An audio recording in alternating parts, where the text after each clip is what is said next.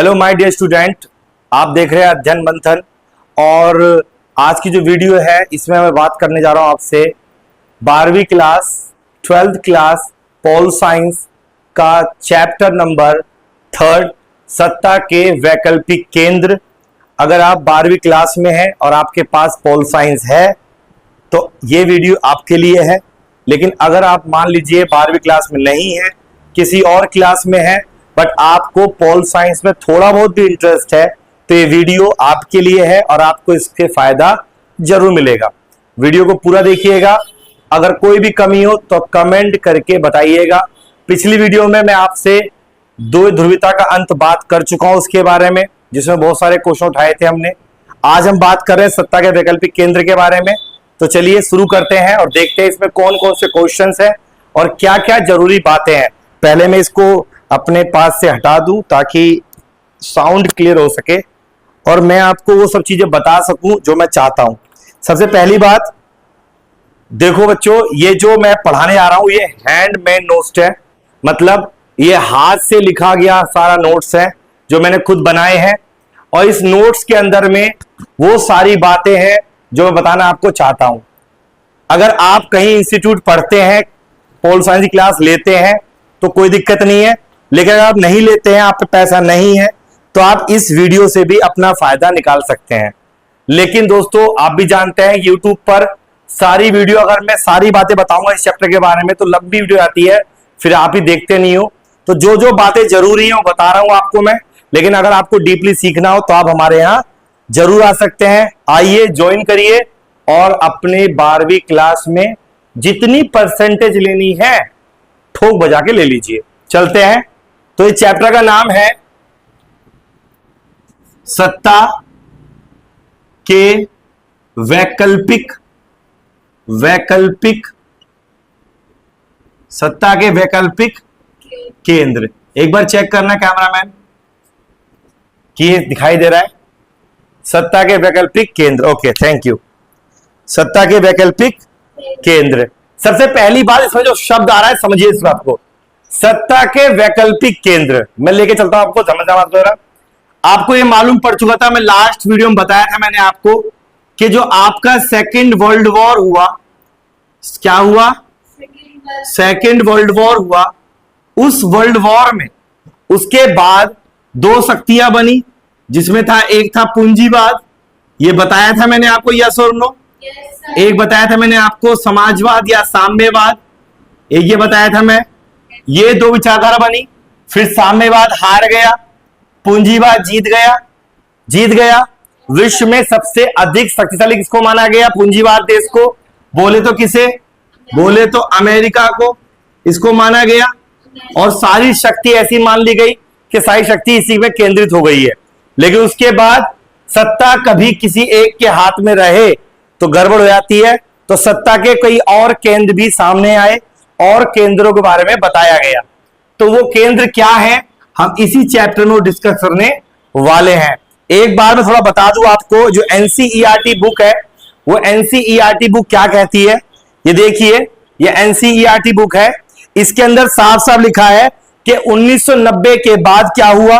1990 के बाद राजनीतिक और आर्थिक रूप से सत्ता के कई केंद्र सामने आए और उस केंद्र ने विश्व में कुछ ऐसे संगठनों को तैयार किया जिन संगठनों ने कहीं ना कहीं अमेरिका की शक्ति पर थोड़ा बहुत कंट्रोल जरूर लगाया।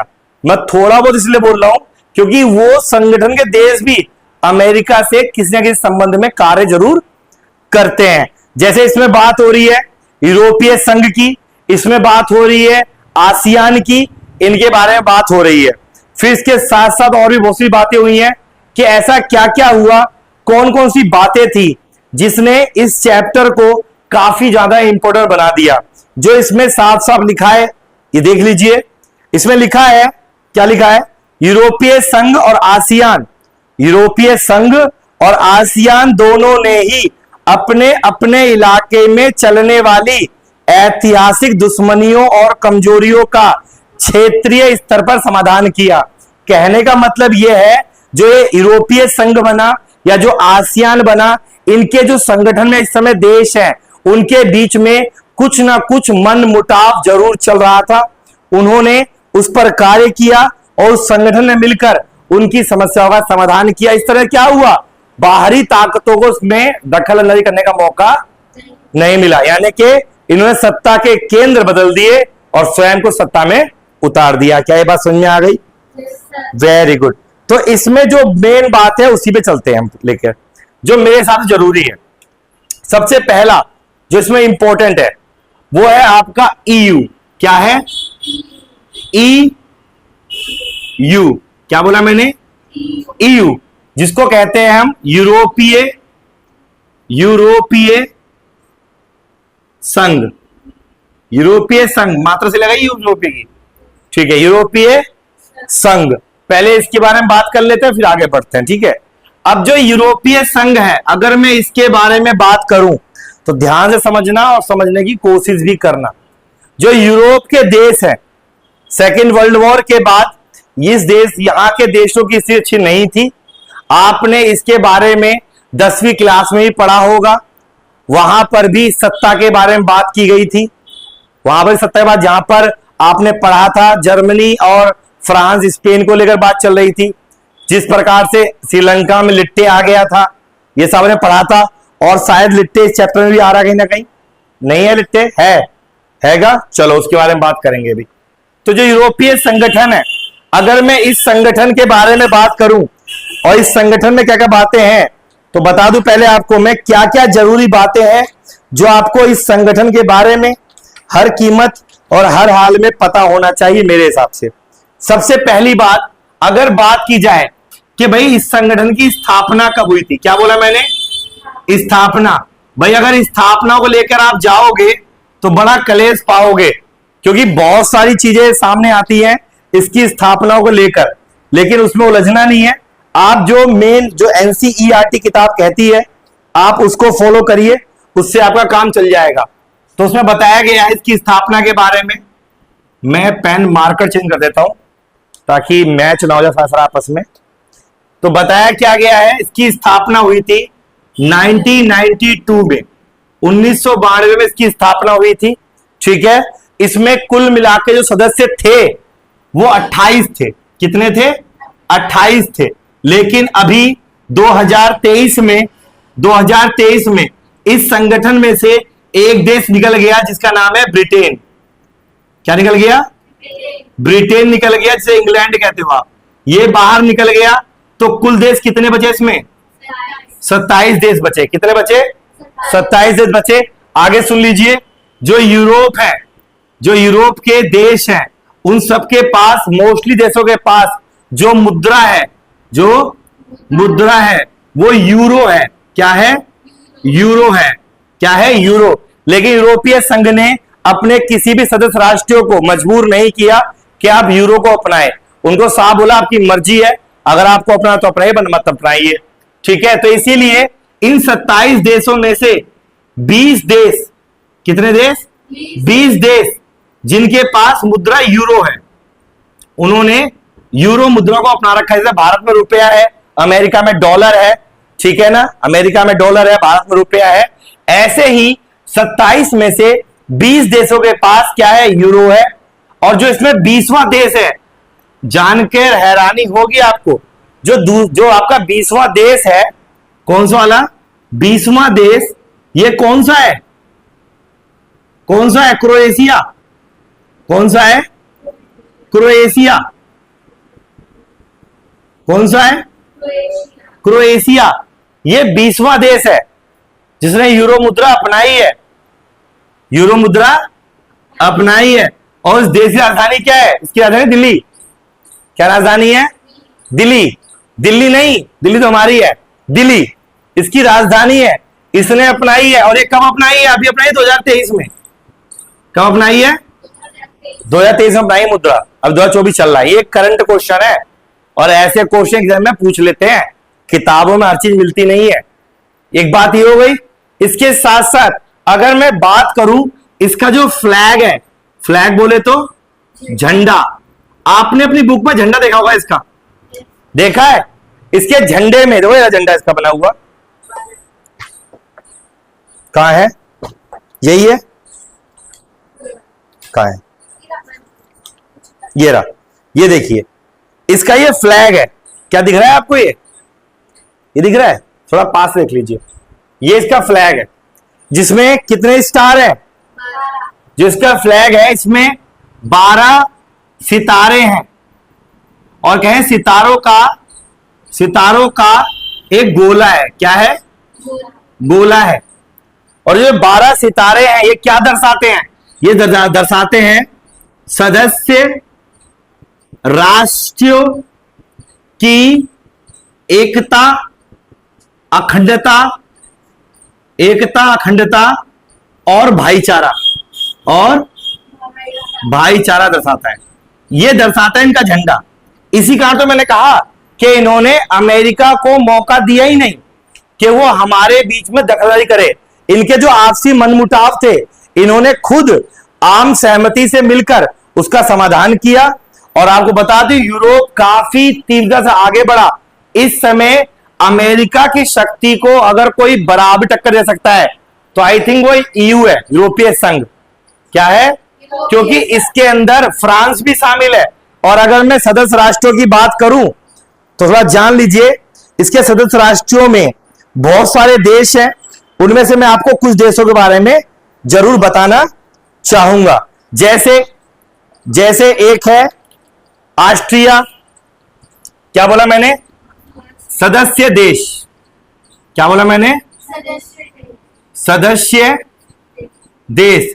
एक है ऑस्ट्रिया, भैया ऑस्ट्रेलिया मत पढ़ देना, ऑस्ट्रिया पढ़ा है मैंने, ऑस्ट्रिया है, और कौन सा बताओ, फ्रांस है, वेरी गुड, और कौन सा है, इटली है, वेरी गुड, और ब्रिटेन नहीं है, चला गया, हट गया है, जर्मनी है, वेरी गुड, और कौन सा, आइसलैंड है, पोलैंड है, हंगरी है,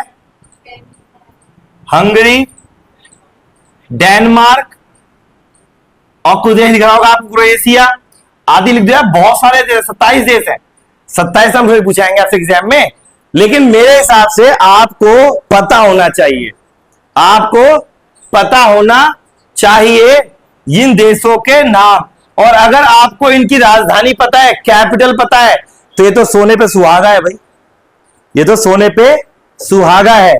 मैंने आपसे ऐसा क्यों कहा कि ये जो संगठन है अमेरिका को टक्कर दे सकता है, क्योंकि जो फ्रांस है इसके पास, और बता दूं कि ईयू के पास 550 से ज्यादा, 550 से अधिक परमाणु शस्त्र हैं किसके पास, ईयू के पास। तो इससे अंदाजा लगा सकते हैं कि संगठन कितना ज्यादा मजबूत है। आपके एग्जाम में इस संगठन से क्या पूछ सकता है भाई, जाहिर सी बात है आपसे ये पूछ सकता है, एक नंबर पे इसकी स्थापना कब हुई, कितने देश मेंबर है, कितनों के पास यूरो मुद्रा है, ठीक है, इसकी स्थापना को भी बता दिया, इसके झंडे के बारे में पूछ सकता है आपसे, झंडे का मीनिंग पूछ सकता है आपसे, ठीक है, ब्रिटेन कब निकला है आपसे पूछ सकता है, क्रोएशिया मुद्रा कब बनाई आपसे ये पूछ सकता है। समझ में आ गई बात, क्लियर हो गई बात। अच्छा, एक चीज पूछ सकता है कि यूरोपीय संघ की स्थापना क्यों हुई, तो बड़ी सिंपल सी बात है, और मैंने बताया इसके बारे को कि स्थापना क्यों हुई। लो भाई, स्थापना, किसी भी संघ की स्थापना क्यों हुई, सबसे पहली बात अंतरराष्ट्रीय सुरक्षा व शांति। क्या बताया मैंने, अंतरराष्ट्रीय सुरक्षा व शांति, पहला पॉइंट तो ये हो गया, ठीक है, ये हो गया फर्स्ट पॉइंट। दूसरा पॉइंट की बात करते हैं, नंबर 2, और कौन सा पॉइंट हो सकता है बता सकते हो मुझे, और जैसे मान लो एक हो गया अंतरराष्ट्रीय सुरक्षा शांति हो गया, और आपसी सहयोग, भाई एक दूसरे का सहयोग करना, अगर वो कमजोर है उसकी मदद करना, उसका भी स्तर अच्छा बढ़ाना। और क्या हो सकता है, नंबर 3 आतंकवाद का खात्मा, आतंकवाद को नष्ट करना। नंबर 4 रोजगार का बढ़ाना। नंबर 5 युद्धों पर रोक लगाना। भाई सिंपल सी बात है, आप कितने भी पॉइंट सोच सकते हो।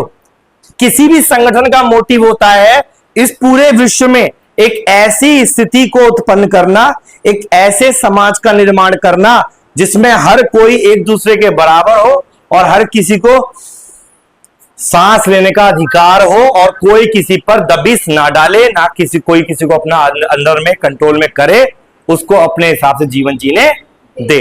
ये बताया मैंने संगठन के बारे में। क्या आपको ये समझ में आया? बहुत बढ़िया बात है।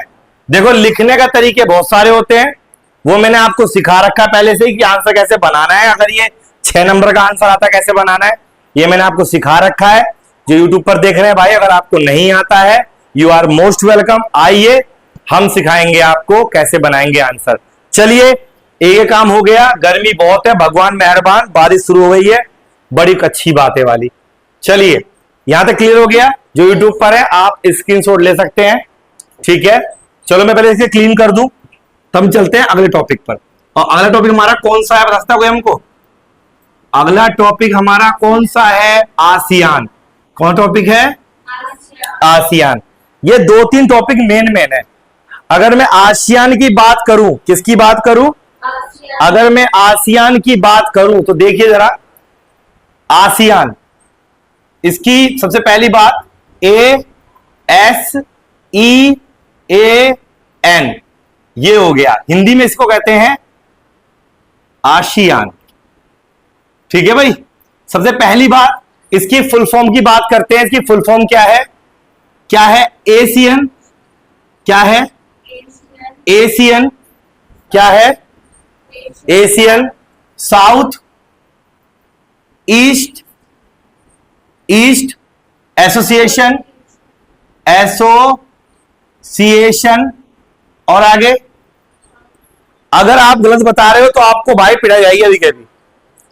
भाई एशियन साउथ ईस्ट, हाँ, अगर आप ये जाओगे south east Asian association, wow भाई कमाल की बात है। आप पढ़ाया हुआ फुल फॉर्म आपको याद नहीं है, सही है भाई। मतलब सिंपल सी बात है कि मुझे अपने आप लिख लेना चाहिए। दक्षिण पूर्वी वो अलग है, वो दक्षेश है। हम आसियान की बात कर रहे हैं। ऐसे करोगे क्या है बेटा? बहुत गलत बात है तुम्हारी बेटा, तुम्हें पढ़ाया हुआ गलत कर रहे हो, बहुत गलत बात है। क्या है? Association of south east Asian nation. थोड़ा अपना दिमाग का इस्तेमाल पूरा कर लिया करो ना, ये तो पढ़ाया हुआ है।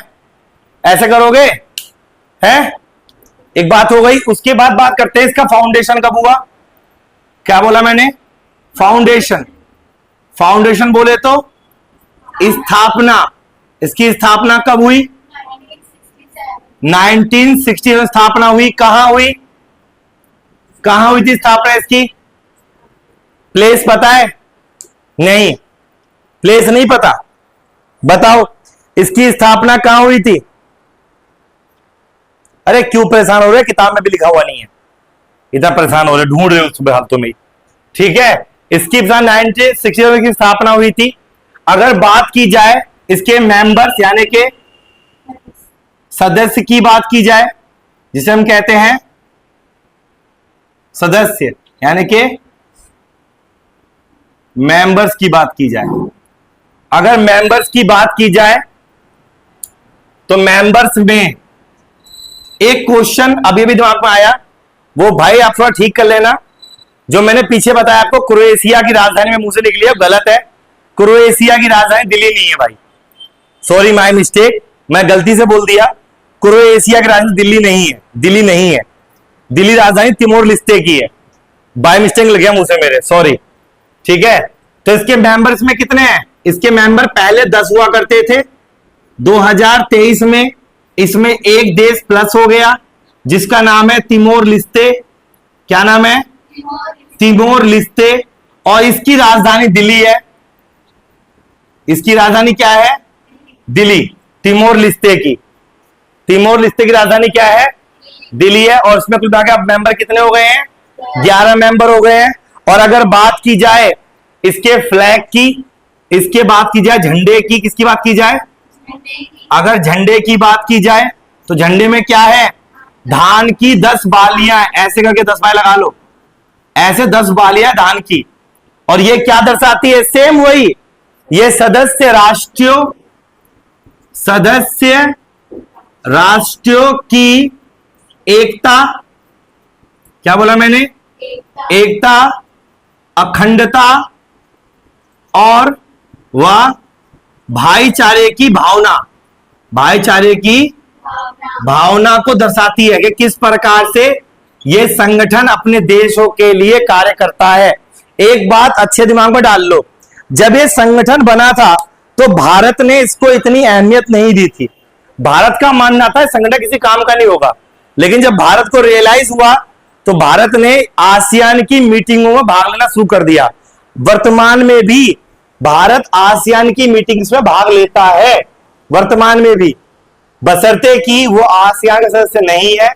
कई बार भारत ने कोशिश करी कि सदस्य बन जाए, लेकिन अभी तक बन नहीं पाया। उम्मीद करते हैं भविष्य में, क्या पता, आसियान का सदस्य भारत जरूर बन जाए। क्लियर हो गई बात?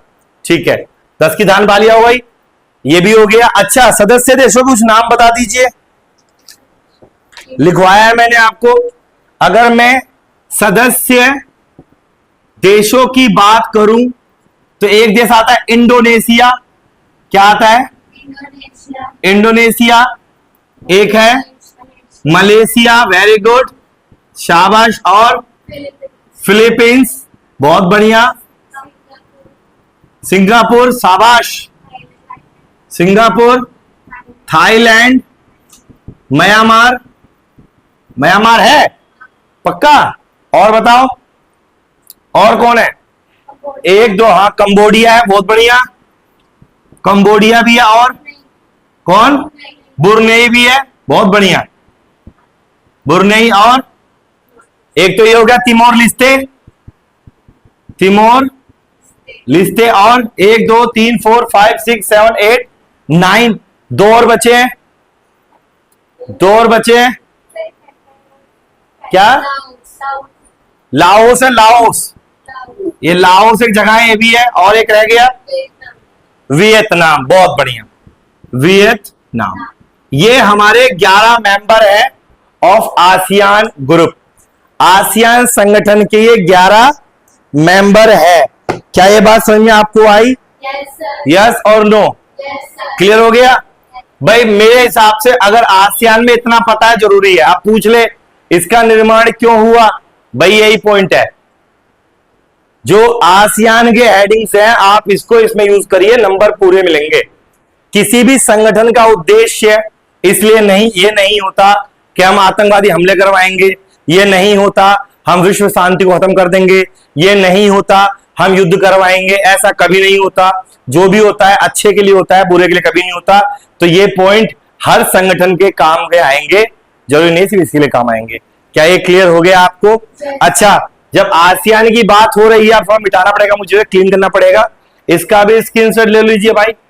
ले लिया तो अच्छी बात है, और नहीं लिया है तो कोई बात नहीं, आप समझदार हैं अगर आप नहीं ले रहे हैं तो, और अगर ले रहे हैं तो और ज्यादा समझदार हैं। ये लो, मैं पूरा क्लीन कर देता हूं। अब इसी में एक चीज आती है, इसी चैप्टर में इसके बारे में बात की गई है, मार्शल योजना। क्या बात की गई है? मार्शल योजना। समझिसा, आप कुछ जानते हो इसके बारे में? मार्शल योजना क्या जानते हो आप?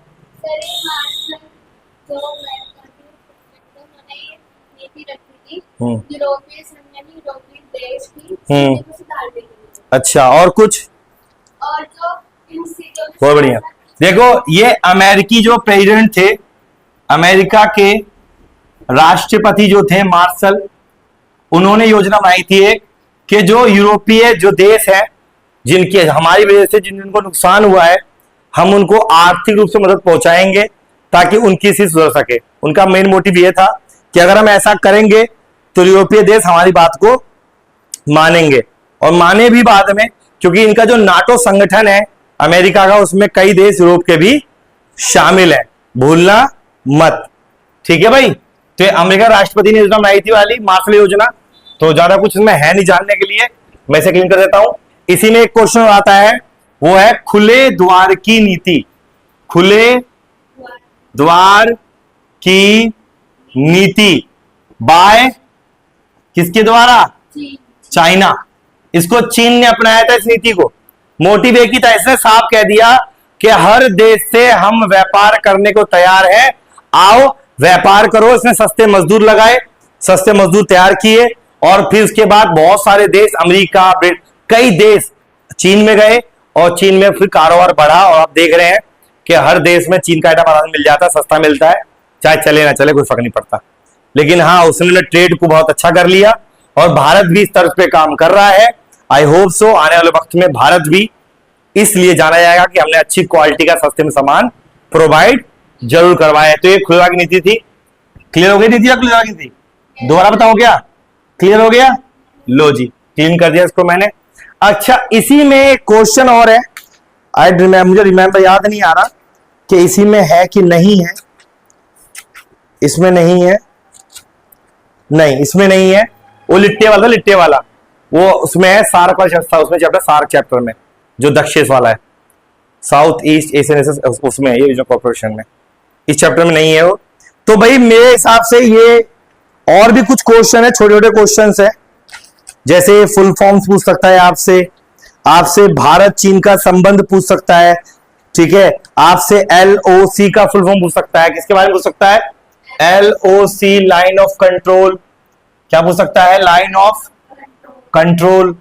आपसे पूछ सकता है EU पूछ सकता है, आपसे पूछ सकता है OECD पूछ सकता है, आसियान पूछ सकता है, और व्यापार संगठन का जैसे एक है WTO, वर्ल्ड ट्रेड ऑर्गेनाइजेशन। क्या बोला मैंने? World trade organisation. ऑर्गेनाइजेशन क्या बेटा? अच्छा लग गया भाई, चल बेटा, जान के लगाया नहीं मैंने, ठीक है। वर्ल्ड ट्रेड ऑर्गेनाइजेशन 2001 में, 2001 में चीन इसका क्या बना था? मेंबर। क्या बना था? मेंबर बन गया था। पूछ सकता है आपसे, ठीक है। ये कुछ चीजें थी इस चैप्टर के बारे में। वैसे बहुत कुछ चीजें हैं छोटी छोटी, लेकिन उस पर टाइम ज्यादा लगेगा।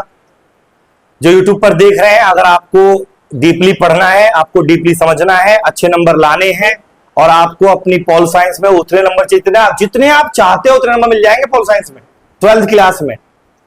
अगर आपको सीखना है कायदे से कैसे आंसर बनाना है, कैसे आंसर लेने हैं, कैसे नंबर बनाने हैं अपने एग्जाम के लिए, so you are most welcome. आप आइए, हम सिखाएंगे आपको। आज के लिए इतना ही। ये चैप्टर मेरी तरफ से इतना ही था फॉर यूट्यूब, क्योंकि इसके ऊपर मुझे बहुत कुछ लिखना पड़ेगा बोर्ड पर, और भाई इतना कुछ लिखने का फायदा नहीं, डिजिटल बोर्ड मेरे पास नहीं है, बार बार लिखूंगा और मिटाऊंगा, काफी टाइम चला जाएगा उसके अंदर। जिस दिन डिजिटल बोर्ड होगा उस दिन ये दिक्कत खत्म हो जाएगी अपने आप ही। खैर दोस्तों, आज के इतना ही, मिलेंगे अगली वीडियो में। तब तक आप सभी को मेरी तरफ से और हमारे इस छोटे से यूट्यूब चैनल तरफ से जय हिंद।